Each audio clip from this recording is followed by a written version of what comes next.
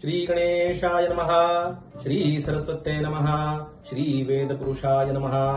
नमस्कार, मी तारकेश्वर शास्त्री पाठक speedypandit.com मध्ये आपल्या सर्वांचं स्वागत करतो.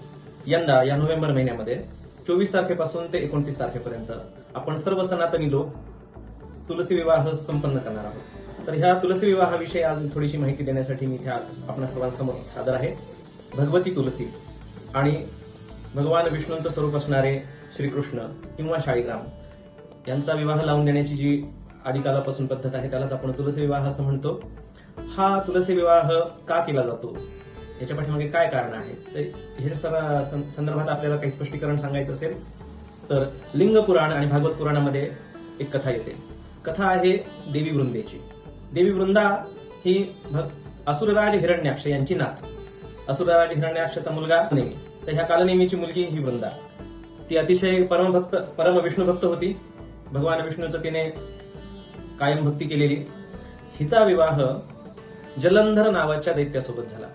हा जलंधर दैत्य समुद्र मंथनातून भगवान शंकराच्या अंशापासून निर्माण झालेला.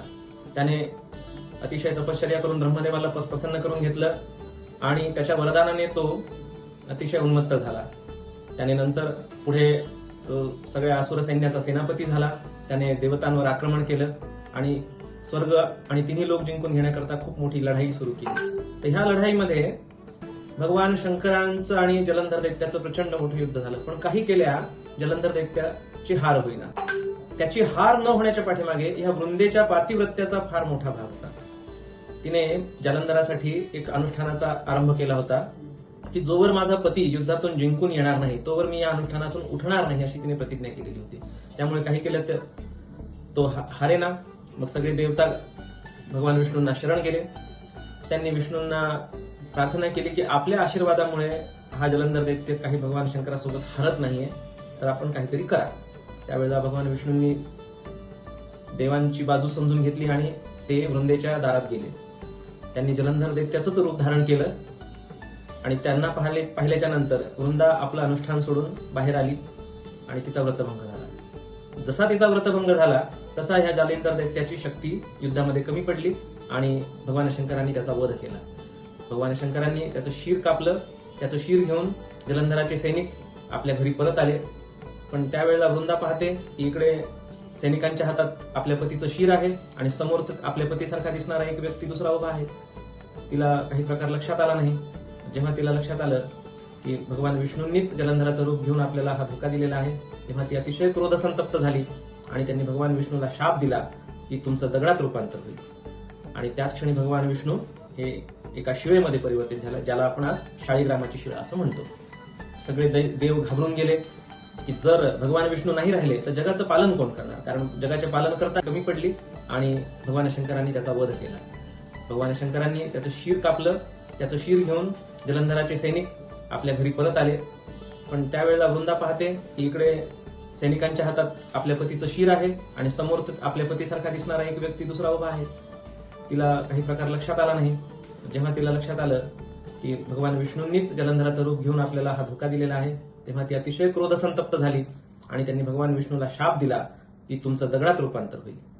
आणि त्याच क्षणी भगवान विष्णू हे एका शिळेमध्ये परिवर्तित झालं, ज्याला आपण आज शाळीग्रामाची शिळा असं म्हणतो. सगळे देव घाबरून गेले की जर भगवान विष्णू नाही राहिले तर जगाचं पालन कोण करणार, कारण जगाचे पालन करता हे भगवान विष्णू आहेत. ते देवी वृंदेला शरण गेले आणि त्यांनी अतिशय क्षमायाचना करून आपला शाप मागे घेण्यास सांगितले.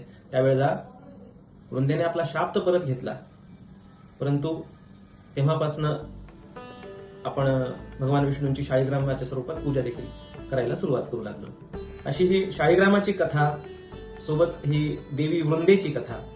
ह्या वृंदेने नंतर आपल्या पतीचं जे शीर कापून आणलेलं होतं त्याचा अग्निसंस्कार केला. त्या अग्नीमध्ये ती स्वतः सती गेली आणि त्या अग्नीतून जी राख निर्माण झाली, जी रक्षा निर्माण झाली, त्यामध्ये जे रोपटं उगवलं त्या रोपट्याला आपण आज तुळशी असं म्हणतो.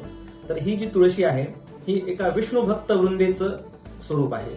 भगवान विष्णूने आपला शाप परत घेतल्याबद्दल आणि त्या विष्णुभक्ताचे जे देवांवरचे ऋण आहेत हे पाहता तिला आशीर्वाद दिला की आजपासून माझी पूजा करत असताना सर्वजण तुळशीच्या पदार्थांचा वापर करतील. त्यामुळेच आपण भगवान विष्णूंची पूजा करत असताना तुळशीच्या माळा वापरतो, तुळशीची पत्र भगवान विष्णूंना अर्पण करतो, त्यांना तुळशीच्या मंजिरा वाहतो, त्यांच्या तीर्थामध्ये, त्यांच्या अभिषेकामध्ये सर्वत्र तुळशीचा वापर केला जातो. प्रसाद दाखवताना सुद्धा तुळशीपत्र ठेवल्याशिवाय आपण नैवेद्य निवेदन करत नाही. तर अशा प्रकारे ही जी तुळशी आहे हिचा विवाह करण्याच्या मागे अजून एक दुसरी कथा भागवत पुराणामध्ये सांगितली जाते की जी राधा राणी होती तिचं भगवान कृष्णावर अत्यंत निस्सीम प्रेम होतं, परंतु तिचा काही विवाह भगवान श्रीकृष्णासोबत होऊ शकला नव्हता. तर तिचं हे जे अपूर्ण राहिलेला जो संसार आहे ते तिचे भक्त पूर्ण करतात. आणि लिंग पुराणामध्ये असा उल्लेख येतो की ही जी वृंदा आहे तीच द्वापार युगामध्ये राधाराणी म्हणून जन्माला आली होती. तर त्यामुळे ह्या वृंदेचं म्हणजेच राधाराणीचं आपण शाळीग्रामासोबत किंवा भगवान श्रीकृष्णाच्या मूर्तीसोबत लग्न लावतो. यालाच आपण तुलसी विवाह असं म्हणतो. तर सर्व भक्तजनांना आणि सर्व सनातन धर्माच्या अनुयायांना माझी प्रार्थना आहे की ह्या वर्षी कार्तिक द्वादशी पासून ते त्रिपुरारी पौर्णिमेपर्यंत प्रदोष काळाच्या नंतर तुलसी विवाह आपापल्या घरी थाटामाटाने संपन्न करावा. आपल्या घरी पंडितजी येतील, ते थाटामाटाने ज्याप्रमाणे आपण 2 वधूवरांचं लग्न लावतो, आतमध्ये अंतरपाठ धरतो, मंगलाष्टक वगैरे म्हणतो, मंडप सजवतो, दोन्ही बाजूच्या वधूवरांना काही जण लग्नाचा बस्त्याचे कपडे वगैरे करतात, काही हौशी लोक तर त्यांच्या लग्नाची पत्रिका सुद्धा छापतात. अशा प्रकारे थाटामाटाने लोक हे विवाहविधी संपन्न करतात. आणि कार्तिकी एकादशी ज्या दिवशी महाराष्ट्रामध्ये खूप मोठी पंढरपूरची यात्रा सुद्धा भरते, हिला देव उठणी एकादशी सुद्धा म्हटलं जातं.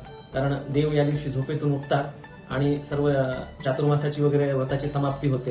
आता ह्या चातुर्मासाची समाप्ती झाली की लग्नसराईचा काळ सुरू होतो. तर मनुष्यांची लग्न लावण्याच्या अगोदर एकदा देवतांचं एखादं लग्न लावून लोक पुण्य संचय करण्याचा हा प्रयत्न करतात. तर सर्वांनी तुलसी विवाह अत्यंत थाटामाटाने करावेत आणि आपल्या पुण्यामध्ये वाढ करावी. नमस्कार.